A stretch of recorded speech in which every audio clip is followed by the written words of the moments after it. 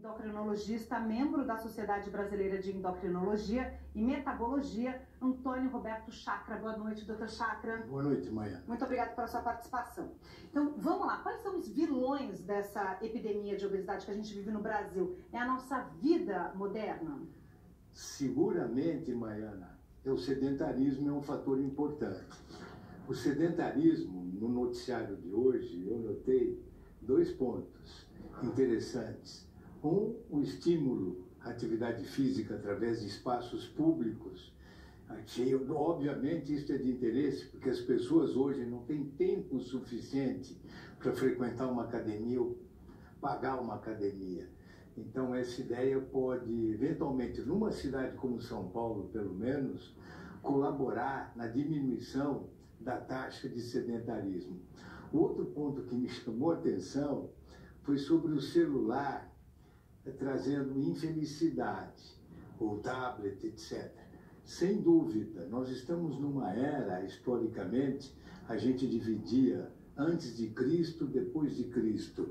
Agora é antes do celular e do computador AC e depois do celular, depois do computador DC.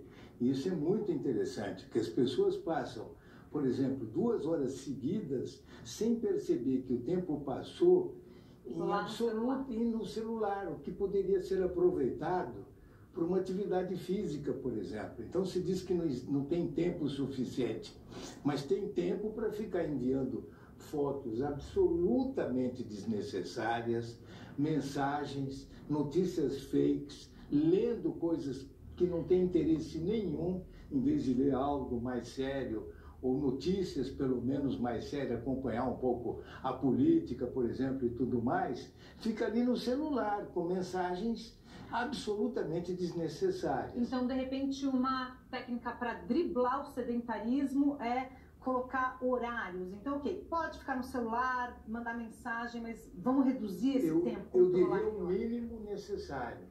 Utilizar o celular naquilo que é necessário. Não como tem sido feito atualmente. Tirar fotografia do prato, porque foi no restaurante, tentar enviar e depois ficar vendo quantos likes teve, etc. Tal.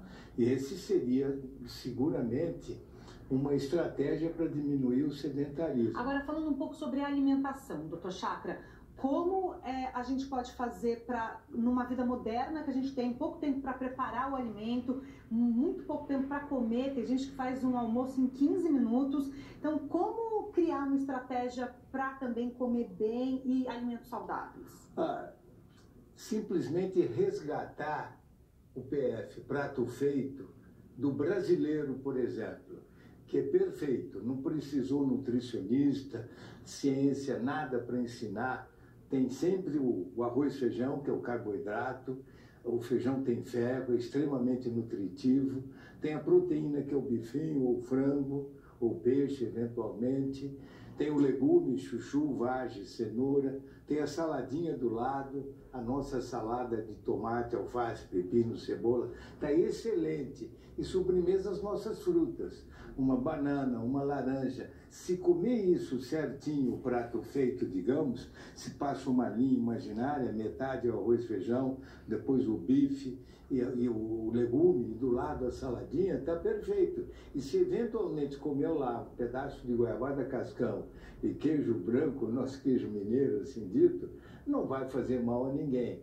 Então é perfeito esse tipo de alimentação. E lembrar que os pratos aceitos milenarmente, a humanidade sempre soube comer. Você pega, por exemplo, a comida japonesa, tem o arroz, que é o carboidrato, tem o peixe, a proteína, tem os legumes, a mesma coisa você pode pegar. É claro que entra muito carboidrato, mas você pode pegar o prato árabe, por exemplo, o charutinho, é uma verdura com arroz e carne, sempre tem essa combinação, seja qual for a tradição ou a culinária daquela determinada cultura, sempre entra isso.